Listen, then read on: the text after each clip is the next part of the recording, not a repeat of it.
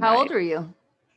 Well, I think when my hands were having problems, I was like probably 10, maybe, yeah, 10. And I don't Yeah. think we knew about the scoliosis until I complained about my back hurting when I was like 12. And then when I was 13 or so, 13 or 14 is when they discovered it. And then 15 when I had the surgery. That's a good lead in to what we're going to talk about like, you know what you know, and you don't know what you don't know, and how and who you need to know next. Yeah. Right. Because it's such a thing. Like, and I really see it show up in stories like Aiden's, like stories in the body. Yeah. Because I've just worked with people's bodies for a few years, but I'm sure Andy, it's like you see it everywhere, right? Absolutely. Of course you see it everywhere. Yeah. It's it permeates all parts of people's lives, knowledge or lack of knowledge. And I've sort of always felt, hey, the more you can educate yourself, the better choices ultimately that you'll make. Let's say the more educated, you have a higher chance of making a good choice if you know more information. It's not perfect, but you have got a better chance of making a good choice for you. Yeah. That's my So sense. just to introduce everyone here, this is Cate Stillman with the Yoga Healer Podcast, and I'm here with cousin Andy Stillman. Hello. How are you introducing yourself these days? A recovering banker, a recovering Wall Street banker. It's normally not cousin Andy, although it could kind of work. Yeah. Integrator at Yoga Healer, maybe that. I've never really used the word integrator because most people don't know what that means. Yeah, we have to educate them. So yeah. what is it? What does it mean to you? What have you had to know that you didn't know about what an integrator is? First I had to know what I didn't know, which was about running a business, right? So an integrator is someone who works with, say, call it a visionary entrepreneur, and this is sort of the textbook definition, who helps them realize their vision.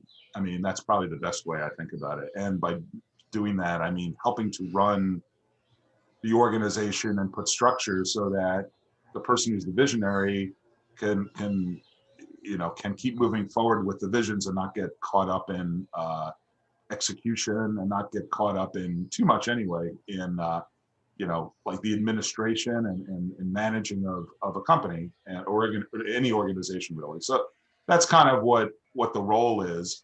I just sort of tell people when people ask, I just say, hey, I'm learning how to run a company, all aspects of a company, and doing things that I haven't done before, which is, to me, that was other than working with you, the hugely attractive part about this. It's having new experiences and learning new skill sets and really trying to raise my game, right? Because I knew there was a lot of things I didn't know about a lot of aspects. My background was hardcore Wall Street, really on the financial side, and I'm very good at that.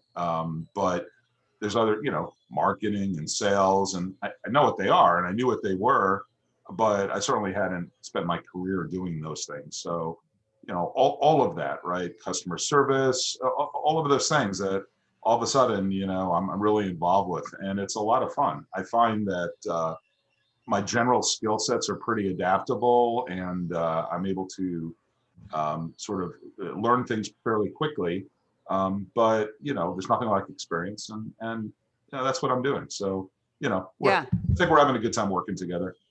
Yeah, I mean, and that's the thing is when you find, and this is part of the who. There's a who and there's a how. Like there's with knowing what you know and knowing what you don't know. So once you know enough to know what you need to know next, which you really just described of like, there's a bit of a transition from going from like a really big company in person to like a little tiny company that's online and remote and global. Yeah. And there's a big difference between like finance and wellness and like you're under so much what's called eustress or positive stress. Yeah. Right. That it's like basically the brain starts developing new neural networks all over the place. And it fundamentally makes you a more useful human being because you're bridging more worlds than if you had just like retired and like whatever, hit the golf course or something. Right. Yeah. So, this is huge. This is huge. Like when you put yourself under positive stress, you have growth and evolution. Whereas what most people do is they just experience distress, which is the Yeah. breakdown of Yeah. the physiology. And then what it's interesting, I mean, there's good studies on this, like Mindset by Carol Dweck really gets into like part of the perfectionist model is that like people, when they're raised, they're basically like, it's interesting. They're like raised on on performance versus experience or something like that. Yeah. There's like parents that reward children for taking new experiences rather than performing well at an experience. What happens with it's fixed mindset. What happens is they only do things that they're good at. Yeah, you're spot on right that, because the reward is if you get the trophy right at the end of the day. So hey, Or the pat on the head. yeah, whatever the reward is. Yeah. I think most people, or many anyway, have had that experience where, okay, I'm gonna do these activities that I'm naturally good at because it's higher likelihood of me being successful and getting whatever reward is, rather than stretching myself and pushing through pain of not knowing how to do something. At the beginning of our lives, we don't really know anything. So there's a lot of learning, but then you get to a point of, okay, well, I figured out I can survive in the world by knowing this set of things, and I don't need to know all these other things, and I can still push my way forward. And a lot of people just stop there, like, okay, I've learned what I need to know, whatever your profession is, or whatever you do in life.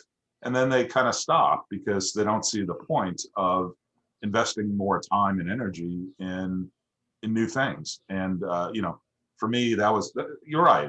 It was a choice whether to kind of say, yeah, I'm like, this is what I do, this is what I'm good at. Yeah, put out the pasture. Yeah. Well, or could have got another job or something, doing the same kind of thing. But I personally, I like the challenge of it. I also think, there's a mental pain barrier that you need to get through. And there's a fear barrier, right? Society, we've created these barriers of fear to fail.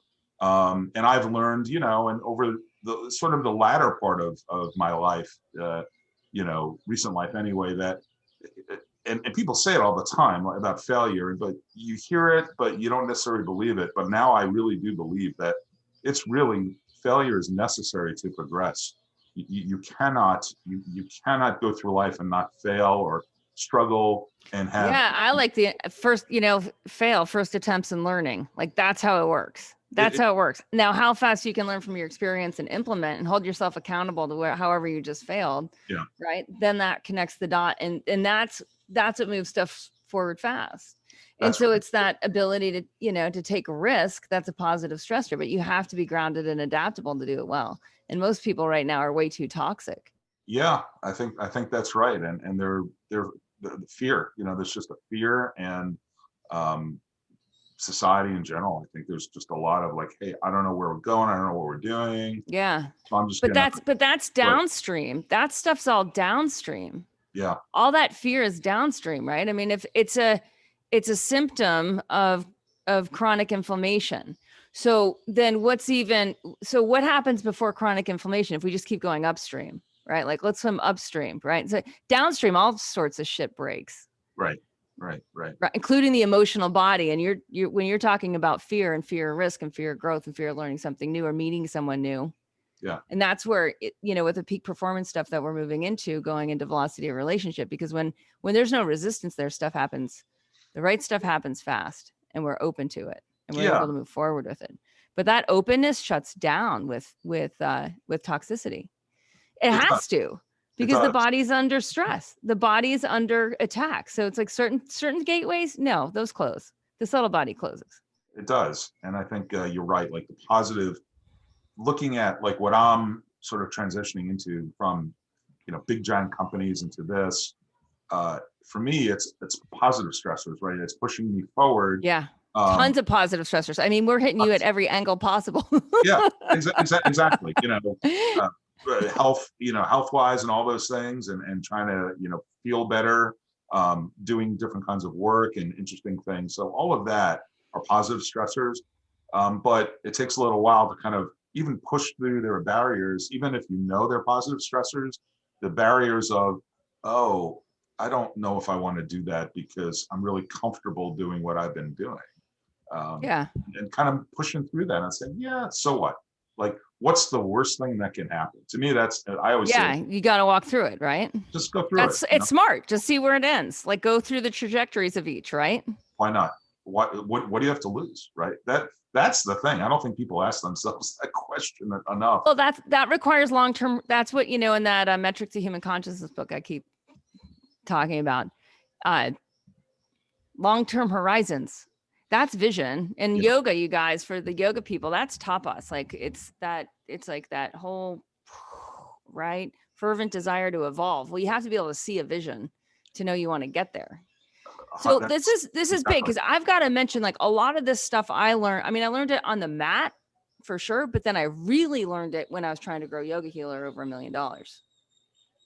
Because that's where you start to get tools like the SWOT, and you start to look at, okay, for us to hit this goal, or we think this is the right goal, let's even make sure and run it through a SWOT. And then once we have the goal, run that through a SWOT so that we can start to get some strategy going. So we know then what tools and assets and resources and relationships we're going to need to make that happen that we currently don't have, or we currently need to leverage in a way we're not leveraging, and start to plug that in. And then the more there's velocity of relationship with that stuff, you can just make more happen sooner with less effort. I think the SWOT is it's a good tool that people use, and certainly like most businesses I know use it when they're analyzing different investments or projects or things that they want to do.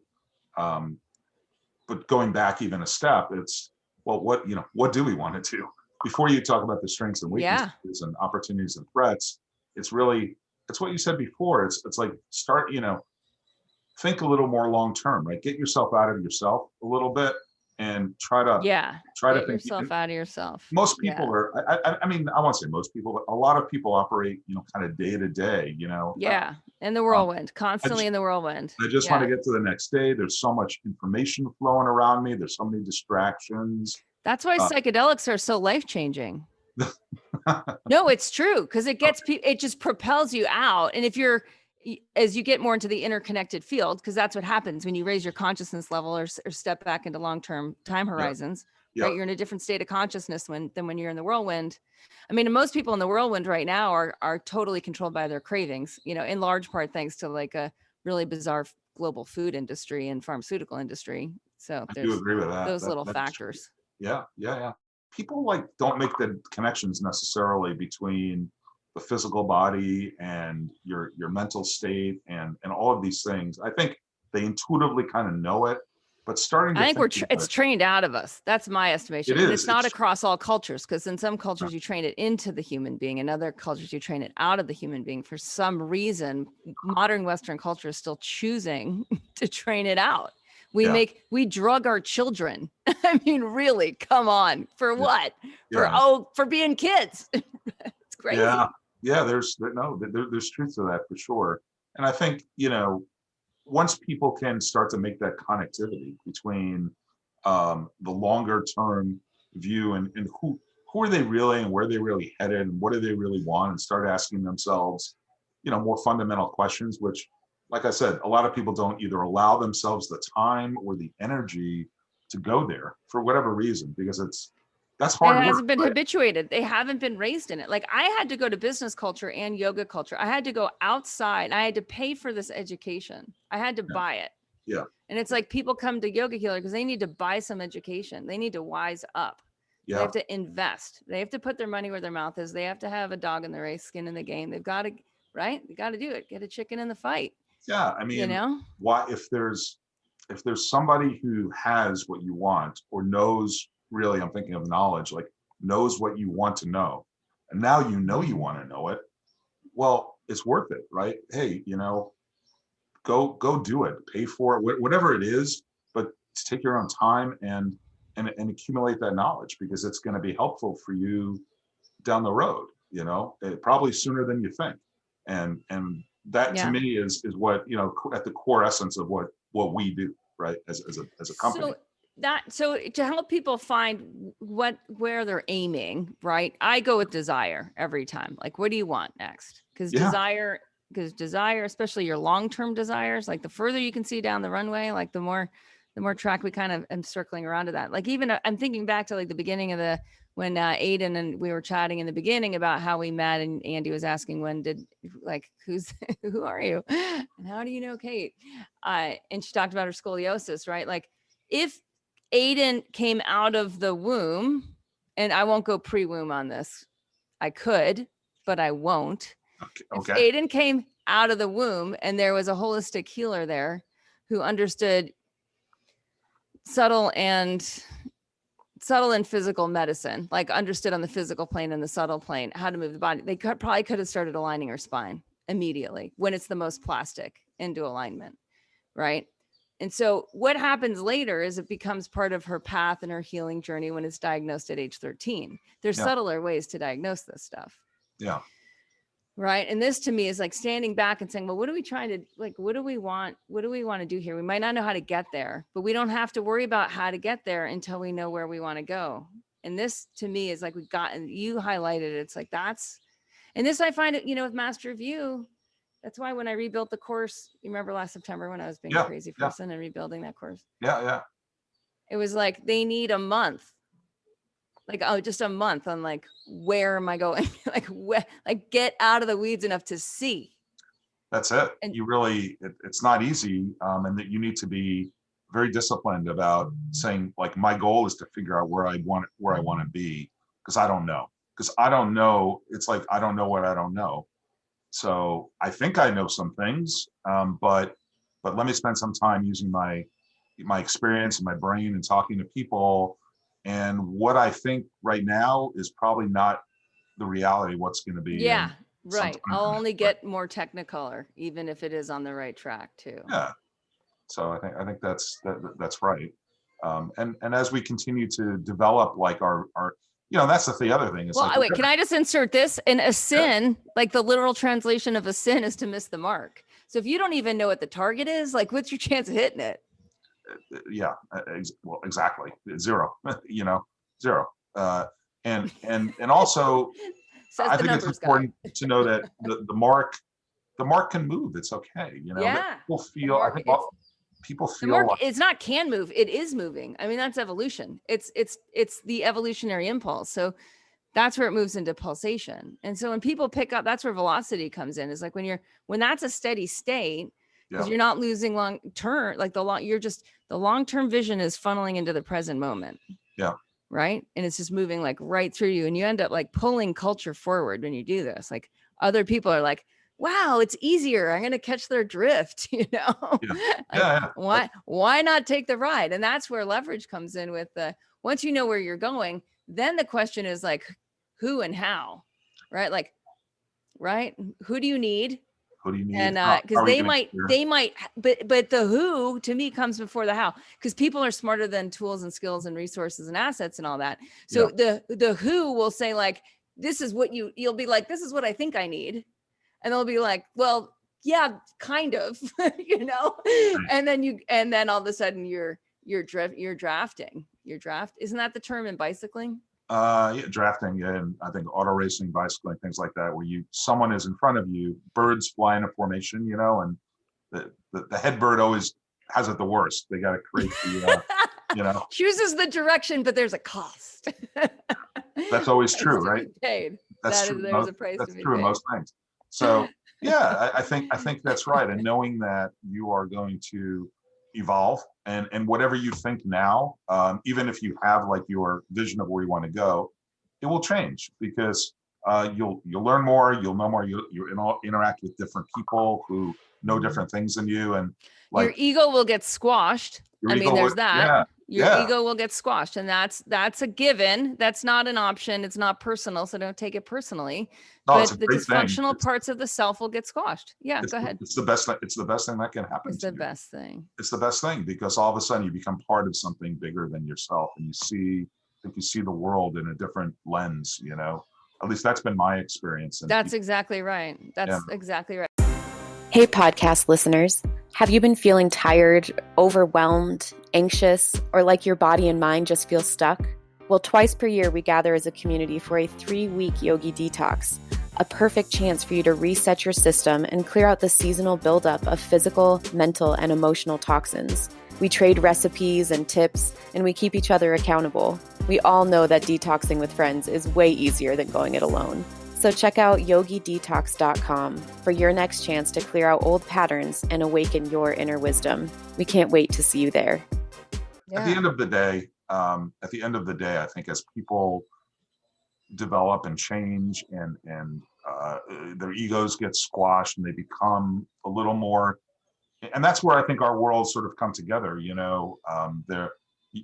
can be trained in a very rigorous, in my case, financial, but other kind of training, and then sort of cross over into this space that maybe at one point you look at us like, well, those people, they're West Coasties and they're like, thinking differently, and then you realize, yeah, they're thinking differently, and that there's a reason for that. And then when you bring it together, I think it's for me, it's super powerful. It's super powerful. It's like you feel like there's all of a sudden you have like a rocket engine behind you pushing you forward. You can't help it to accelerate, because you're being pushed and pulled at the same time, and you can draw on other tools that you never knew and people that you never knew you had available to you. Yeah. And that's where you enter another level, another plane. You enter another level. Yeah. And that, because when you're and this is the whole thing around masterminds, right? It's like when you have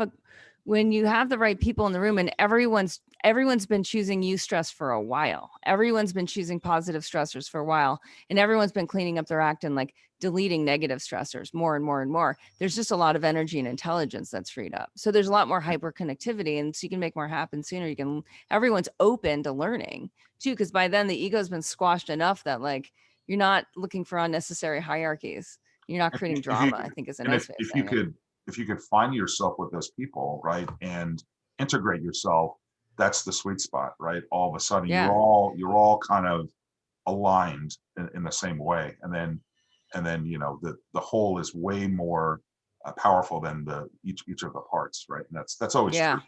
But that's what happens. So that's my personal experience. I believe that the experience of a lot of people who sort of come to this. I mean, anyone who's ever played on a good team, it's like, exactly what it's like. Doesn't matter what team it is, Yeah. I mean, yes, there's a lot of that, and people have different skills on the team, and there's coach and all these things. It also happens in flow sports, like individuated, like skiers will experience this, like a group of skiers going fast through trees. You've probably experienced that, Aiden. She's like, yeah, that's why I live. Yeah, exactly. We won't even tell them where.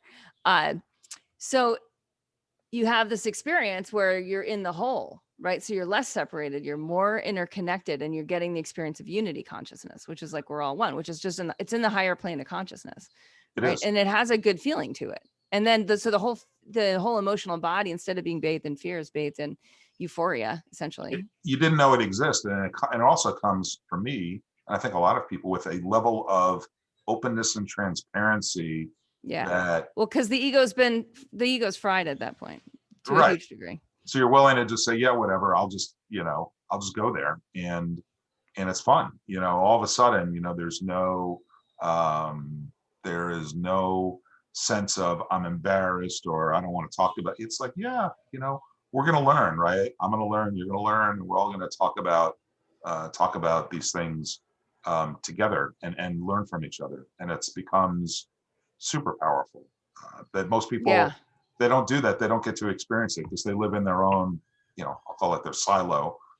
Either it's by themselves or with people who think and do very similar to them. I mean, you are the average. I mean, everyone knows that one. And it's like, take that seriously and start looking around. But then there was this other study that said, like, whatever the 5 people around you are doing, actually look to their 5 closest people in their life, because there's some study that showed that basically what's happening in those now 25 people will affect you more. So the habits of those 25 people will affect you more than the habits of the 5 people that surround you. And that is really cool for peak performers, because all you have to do is find other peak performers. And all of a sudden you're like, oh man, I'm experiencing eustress all over the place and distress is just falling away. Yeah. And that's where velocity of relationship really kicks in with dynamic groups, which is why we specialize in that.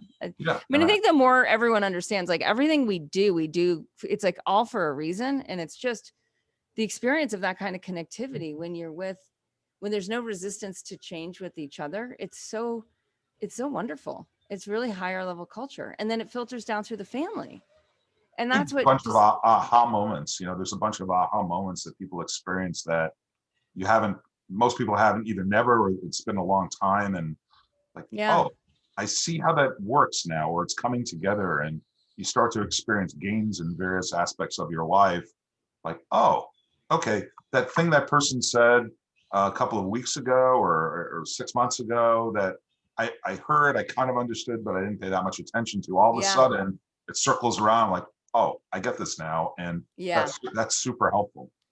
Yeah. That's a nice thing to have, because it, again, more tools in your toolbox and more sort of consciousness about things that you weren't completely aware of. Yeah. And if you don't know that, you don't get to experience it. No, I think there's an awakening, right, that people have, and the people who have it, it's kind of a strange experience to, certainly as an adult, to have these, these like revelations, like, wow, Yeah. I should Yeah, have you don't started. stop growing. I should have done this a lot sooner, right? Yeah. That's always the experience. Even the story with Aiden at 12, right? She meets me at 12. It's like, well, it would have been great if I'd met you at one day. Right. That would have been better, you know? And that's why in Ayurveda, like, baby comes out, you massage the baby, like you start moving energy immediately. There's so much wisdom that modern culture just is in desperate need. Aiden had one question, and then we'll close on this one, and we'll do another one on return on investment of detoxing, because we need to have that conversation next. Sure. Is that people don't know what they want. And so, so if you don't know what you want, and we're saying, like, start with desire, because desire shows you like the long-term goal, which aligns the whole ship. So do that. My question was that I think desire is like a really hard place to start as well, because desire, what you said about sin, like missing the mark, desire the question there is like, is desire a hard place to start, or do you have to just get to it, right? Is it a hard place to start? Yeah, but it's hard, you guys. It's hard. Like, evolution is hard. It's not the easy path. The easy path interestingly enough, goes to distress. So there's just not that much choice. With, like, the easy way is harder. I have had this conversation a lot with various people in my life, no names mentioned, this past month, of like, if you keep, Andy's going to know the joke though. It's if you keep putting your short-term interests ahead of your long-term interests, you lose. That loses. Yeah. So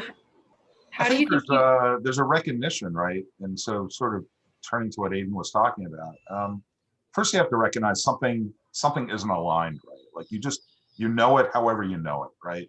You either feel it physically, you feel it mentally, and there's something's not. So instead of I want that, it's I don't want that. So that's a good distinction. You can go either direction. Perfect. You can start there, like, okay, I know that's not working for me, right?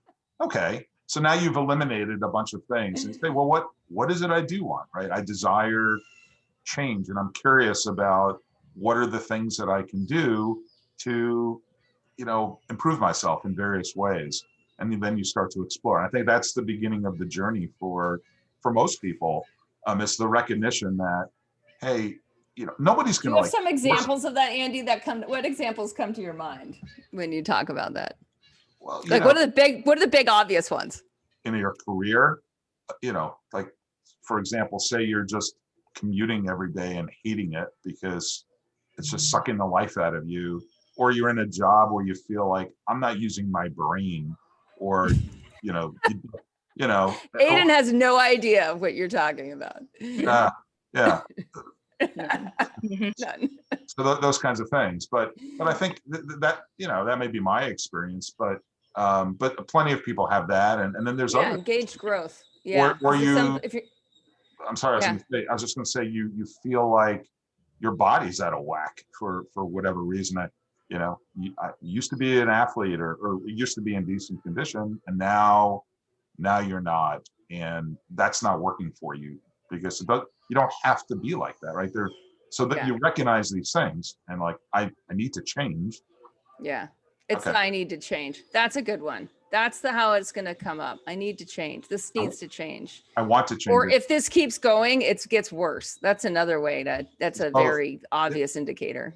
Yeah, it's like all of a sudden you see the trajectory of where you're headed, and you recognize, like, I don't want to end up where this trajectory is headed, so I'm going to make a change to my direction so that I end up in a different place. And then it's, well, what is that place you want to go to, and starting to set, the strategy of how do you get from point A to point B, because right now you're going from point A to point C or something. So before we end, I want to talk about what the potential is, because I think there are enough people don't know what the potential is. Like, even in the conversations, like, I find people have no idea what the human potential is, like what they're designed for when they come out of the womb. Like, hey, you got one of these, you lucky bastard. Mm-hmm. Right? You got one of these. You didn't come out a dog or a chicken or a snail like, you got one of these. How do you drive it? I mean, that's Shane's question to me this week. Shane will be on the podcast at some point. Yeah. It's like, how do you drive it? I've got money. I'm smart. I've got this. I've got that. I've got all the things. I've got everything I want in the material world. Everything I want in the material world. Like, what I want next is like, how do I drive this? Yeah. That's Shane. Right. Mm-hmm. So to me, that's what a peak performer wants to know. Is they're like, in my experiences, most people don't even know what it is. I mean, we can see if you've had enlightenment experiences, right? To know that can be a steady state. That's fascinating. That gets really fascinating. And then at some point it's like, well, what's that like? Or like, who hangs out in that world? And then what does the physical body feel like? And the physical body can feel blissful all the time. How do I do that? What are the habits? What's the hygiene for that body? And then you can get really much more specific. And they're like, wow, I don't know what I don't know. Like, I don't even know how good it gets. That's it. I think that's right. They don't know what they can be. They don't understand what the potential of human I need to remind myself every day. I mean, it's like right? Every day. We all do, and but if we live in a culture of other people that are living it, then we don't. See, that's the accelerator.